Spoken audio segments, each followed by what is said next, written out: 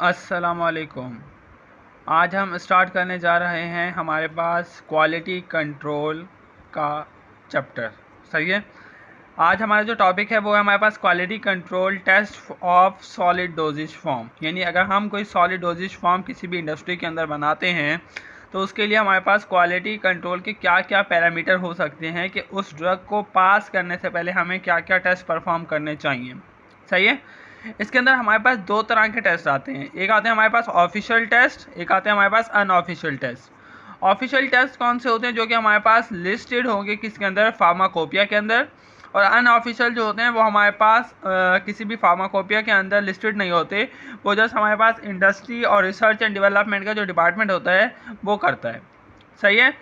जो official test होते हैं ये हमारे पास लीगली रिक्वायर्ड होते हैं किसी भी रेगुलेटरी अथॉरिटीज़ के लिए। यानी अगर आप किसी भी रेगुलेटरी अथॉरिटीज़ को अपना प्रोडक्ट चेक करवाते हो तो वो सबसे पहले क्या करेंगे, आपके ऑफिशियल टेस्ट चेक करेंगे क्या वो उसके स्पेसिफाई रेंज के अंदर हैं कि नहीं है।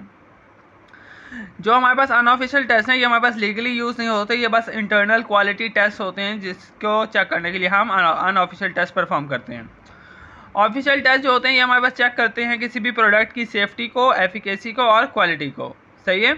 और जो अनऑफिशियल टेस्ट होते हैं ये हमारे पास इंप्रूव करते हैं प्रोसेस की अंडरस्टैंडिंग को और प्रोडक्ट के डिज़ाइन को। ऑफिशियल टेस्ट के अंदर हमारे पास जो टेस्ट आते हैं वो आता है हमारे पास वेट वेरिएशन टेस्ट, ड्रग का कंटेंट कितना है। सही है। यानी हम इसे एसए के अंदर ले सकते हैं। DT मीन डिसइंटीग्रेशन टेस्ट और डिसोल्यूशन टेस्ट। सही है। अनऑफिशियल टेस्ट के अंदर हमारे पास थिकनेस आता है, हार्डनेस, फ्राइबिलिटी और ऑर्गेनोलेप्टिक टेस्ट। ये हमारे पास किसके अंदर आएंगे, अनऑफिशियल टेस्ट के अंदर लिस्टेड होंगे। स्टार्ट करते हैं हम सबसे पहले ऑर्गेनोलेप्टिक टेस्ट से।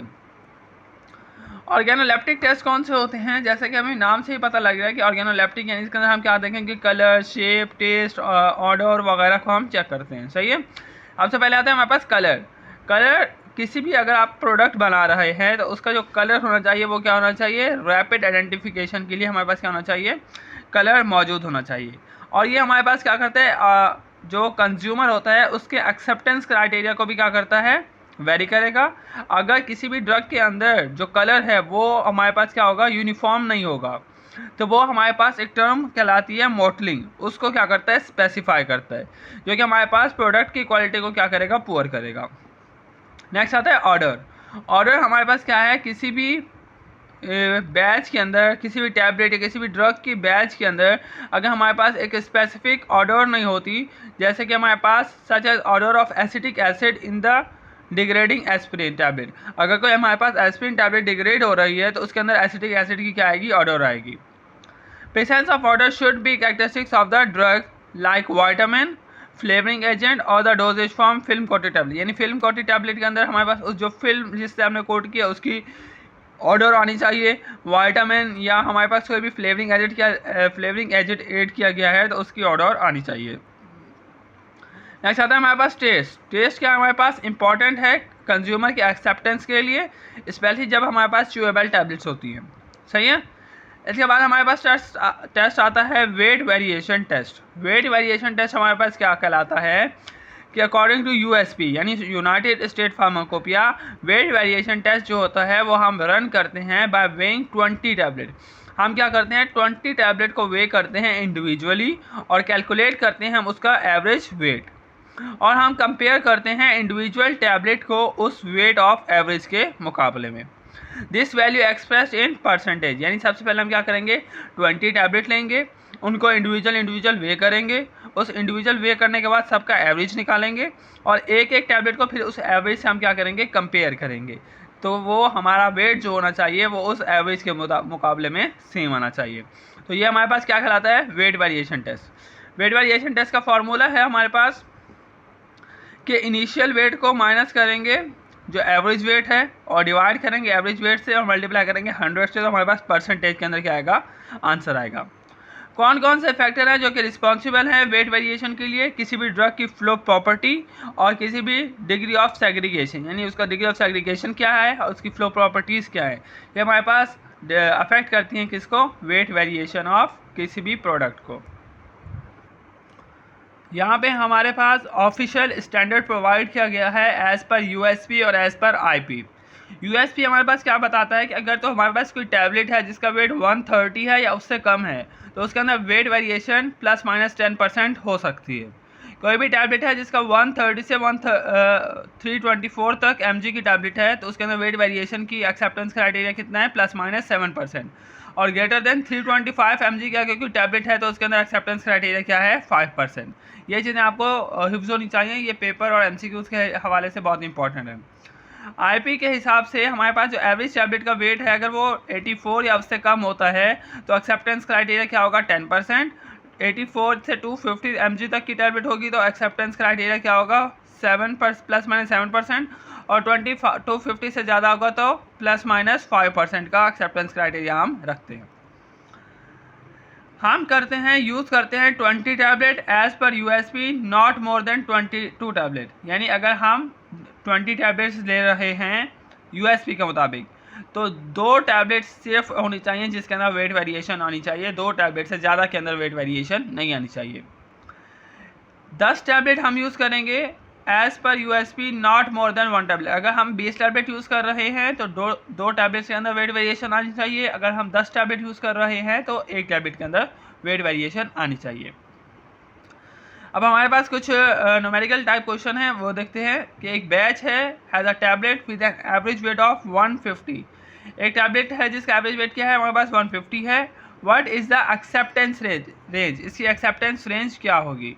हमने पीछे ही पढ़ा है कि कोई भी ड्रग यूएसपी के मुताबिक अगर 130 से 324 mg की होगी तो उसके अंदर एक्सेप्टेंस क्राइटेरिया क्या होगा ±7%। तो लिमिट क्या आ गई इसके हमारे पास ±7%। अब 7% में हम 150 mg देखेंगे, यानी 7% ऑफ 150 mg हमारे पास कितना है। तो 7.5 का हम डिवाइड करेंगे 100 से, मल्टीप्लाई करेंगे 150 से, तो ±11.25 mg आता है। सही है। तो एक्सेप्टेंस क्राइटेरिया क्या होगा कि अगर 150 में से 11.5 को माइनस करते हैं तो 138.75 होगा, और अगर इसमें प्लस करते हैं 11.25 तो वो क्या होगा 161.25। तो इसकी एक्सेप्टेंस रेंज क्या होगी हमारे पास 138.75 से लेके 161.25 mg तक। सही है। नेक्स्ट हमारे पास है कि एक बैच ऑफ टैबलेट है जिसका एवरेज वेट कितना है 200 mg। Find the weight range if the allowable deviation क्या है 7.5। अगर एक टैबलेट है जिसका वेट क्या है 200 mg है और उसकी डेविएशन अलाउेबल डेविएशन कितनी है 7.5, तो इसकी रेंज क्या होगी हमारे पास, वहीं करेंगे 7.5 और 200% निकालेंगे तो वो हमारे पास कितना आ गया 15 mg। तो 200 में से 15 माइनस करेंगे तो 185 और 250 में प्लस 15 करेंगे तो क्या होगा हमारे पास 215 mg। सही है। यहाँ पे हमारे पास क्या होता है, ये वेट वेरिएशन को क्या करता है, फॉलो करता है। नेक्स्ट आता है हमारे पास थिकनेस टेस्ट। थिकनेस टेस्ट हमारे पास क्या करता है, टैबलेट की थिकनेस जो होती है ये डिटरमाइन करती है उसका डायमीटर।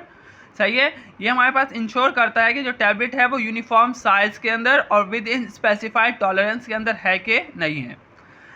किसी भी टैबलेट की जो थिकनेस है ये हमारे पास इंश्योर करती है किस चीज़ को, यूनिफॉर्मिटी ऑफ साइज़ को और शेप ऑफ टैबलेट को। अब जो हम थिकनेस है ये हम किस इंस्ट्रूमेंट के थ्रू मेजर करते हैं, सबसे पहले आता है माइक्रोमीटर या वर्नियर कैलिपर के थ्रू। सही है। माइक्रोमीटर या वर्नियर कैलिपर इज यूज होता है फॉर चेकिंग द थिकनेस। सही है। Thickness should be control with in ±5% variation of the standard value. Standard value के मुकाबले में ±5% की वेरिएशन अलाउ है, इससे ज़्यादा हम नहीं कर सकते। Should be control for consumer acceptance of the product and facilitate packaging, यानी उसका जो डायमीटर है वो इतना होना चाहिए कि कंज्यूमर उसे क्या करे, एक्सेप्ट करे और हमारे पास पैकेजिंग भी उसकी क्या हो, आसानी से हो जाए। सही है। कौन कौन से फैक्टर हैं जो कि हमारे पास थिकनेस को अफेक्ट करते हैं। सबसे पहले आता है हमारे पास साइज एंड साइज डिस्ट्रीब्यूशन। सही है कि हमारे पास उसका साइज़ क्या है और वो साइज डिस्ट्रीब्यूट कैसे हो रहा है, ये फैक्टर आता है। कंप्रेशन फोर्स हमारे पास अफेक्ट करती है और मॉइस्चर कंटेंट कितना आ रहा है ये हमारे पास अफेक्ट करता है किस चीज़ को, थिकनेस ऑफ टैबलेट को। इक्विपमेंट क्या है हमारे पास, माइक्रोमीटर। माइक्रोमीटर के अंदर हम क्या करते हैं, टैबलेट को पुट करते हैं टू एनुअल और रीड करते हैं इसकी थिकनेस बाय स्केल, जो कि हम मेजर करते हैं किसके अंदर, माइक्रोमीटर के अंदर। वर्नियर कैलिपर के अंदर हम पुट करेंगे टैबलेट को जॉज ऑफ वर्नियर कैलिपर के अंदर और मेजर करेंगे thickness by reading the scale. और ये हम मेजर करते हैं किसके अंदर, सेंटीमीटर के अंदर। वर्नियर कैलिपर के अंदर हम कैसे रीड करते हैं कि हमारे पास जो टैबलेट है उसके अंदर जो वर्नियर कैलिपर है उसके अंदर हमारे पास एक मेन स्केल होता है और वर्नियर स्केल होगा। जब हमारे पास वर्नियर स्केल कॉन्साइड करता है जीरो ऑफ मेन स्केल को, तो जो हमारे पास रीडिंग आएगी वो हमारे पास क्या होगी, वर्नियर कैलिपर की मेन रीडिंग होगी। द एवरेज थिकनेस हमारे पास कितनी होनी चाहिए, 4 मिलीमीटर। एक्सेप्टेंस रेंज क्या हमारे पास 3.80 मिलीमीटर से 4.2 मिलीमीटर, सही है। और plus minus of the 4 millimetre हमारे पास कितना है, 0.20 मिलीमीटर। यानी एक टैबलेट है जिसकी थिकनेस हमारे पास क्या है, 4 मिलीमीटर है, और जो एक्सेप्टेंस रेंज है वो हमारे पास क्या है, नहीं, एक टैबलेट है जिसकी थिकनेस हमारे पास 4 मिलीमीटर है, तो क्या ये हमारे पास तो इसकी एक्सेप्टेंस रेंज कितनी होगी, तो हमारे पास क्या होगा कि हम 5% निकालें 4 mm का, तो वो हमारे पास कितना निकलेगा कि हम 5 को डिवाइड करवाएंगे 100 से और मल्टीप्लाई करवाएंगे 4 से, तो हमारे पास निकलेगा 0.2 मिलीमीटर, सही है। तो हम 4 में से माइनस करेंगे 0.2 मिलीमीटर को और 4 में ऐड करेंगे 0.2 मिलीमीटर को, तो हमारे पास क्या आएगा 3.80 मिलीमीटर और 4.20 मिलीमीटर। ये हमारे पास क्या आता है, एक्सेप्टेंस रेंज है किस चीज़ की, थिकनेस ऑफ द टैबलेट की। नेक्स्ट आता है हमारे पास फ्राइबिलिटी टेस्ट। फ्राइबिलिटी टेस्ट हमारे पास क्या बताता है कि ये हमारे पास एक ऐसा प्रोसेस है जिसके अंदर सरफेस ऑफ टैबलेट को हम डैमेज करते हैं या हम शो करते हैं as a side of damage due to mechanical shock. यानी टैबलेट को किसी भी मैकेनिकल शॉक के नतीजे में कितना डैमेज हो रहा है वो हम चेक करते हैं किसके अंदर, फ्राइबिलिटी टेस्ट के अंदर। या हम ये देखते हैं कि it is the ability of tablet to resist abrasion, या हम देखते हैं कि क्या टैबलेट के अंदर इतनी ताकत है कि वो रेजिस्ट करे किसी भी खिंचाव को, chipping crumbling during the handling, कि या उसके अंदर चिपिंग या क्रम्बलिंग हो रही है किसी भी हैंडलिंग के प्रोसेस के अंदर, पैकेजिंग के प्रोसेस के अंदर, ट्रांसपोर्टेशन और स्टोरेज के प्रोसेस के अंदर, सही है। ये हमारे पास क्या शो करता है, friability test.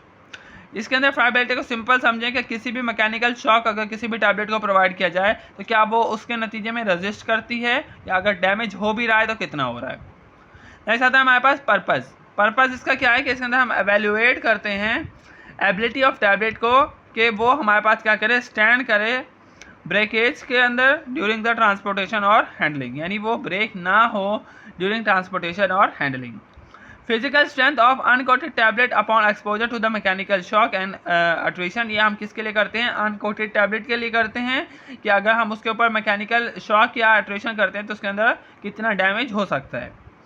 It means surface erosion by certain mechanical shock and the loss of the material from the intact tablet. इसका मतलब क्या है कि किसी भी सरफेस के ऊपर आप मैकेनिकल शॉक लगा रहे हैं जिसके नतीजे में हमारे पास क्या होता है, जो कि टैबलेट के अंदर इंटैक्ट मटीरियल है वो क्या हो रहा है, लॉस हो रहा है। तो ये हमारे पास किस चीज़ को शो करता है, फ्राइबिलिटी टेस्ट को। फ्राइबिलिटी चेक करने के लिए हम यूज़ करते हैं रॉकी फ्राइबिलिटी टेस्टर, जो कि हमारे पास चेक करता है किसको, फ्राइबिलिटी को। कैसे चेक करते हैं, हम 20 टैबलेट्स लेते हैं, सबसे पहले हम उसका इनिशियल वेट करेंगे, यानी 20 टैबलेट का एक साथ इनिशियल वेट करते हैं, फिर हम पुट करते हैं उसको किसके अंदर, फ्राइबिलेटर के अंदर, सही है। तो हम उसे क्या कहते हैं, रोटेट करते हैं ड्रम को 25 RPM पर मिनट के हिसाब से, और हम 100 RPM करते हैं 4 मिनट के लिए, सही है। During this tablet get drop on plastic from 6 inches. इसके ऊपर क्या होता है कि हमारे पास जो टैबलेट हैं वो गिरती रहेंगी हर 6 इंच के फासले से, और it will pass through the mechanical shock, जिसके नतीजे में हमारे पास क्या होता है, उसके ऊपर मैकेनिकल शॉक लगता है। हर 4 मिनट के बाद हम कैलकुलेट करेंगे और the final weight of tablet, 4 minute के बाद हम क्या करेंगे, फाइनल वेट को कैलकुलेट करेंगे, that of the percent friability, और वो हमारे पास क्या होगा, परसेंट फ्राइबिलिटी होगा। इसका फार्मूला क्या है कि हमारे पास जो इनिशियल वेट होगा उसे माइनस करने के फाइनल वेट से, और डिवाइड करेंगे इनिशियल वेट से और मल्टीप्लाई करेंगे 100 से। इसके अंदर हमारे पास क्या आएगा, परसेंट के अंदर फ्राइबिलिटी का रिजल्ट आ जाएगा। स्टैंडर्ड ऑफ फ्राइबिलिटी क्या होता है कि it should be up to 0.5 से 1% for all the standard compress tablet. Compress tablet के लिए इसकी जो वेरिएशन है वो कितनी हो सकती है, 0.5 से 1%। लेकिन effervescent tablet, chewable tablet, whisking और डिस्पर्सिबल टैबलेट के अंदर जो परसेंट फ्राइबिलिटी होती है वो ग्रेटर देन 1% होती है। नेक्स्ट लेक्चर के अंदर हम मज़ीद टेस्ट को डिस्कस करेंगे।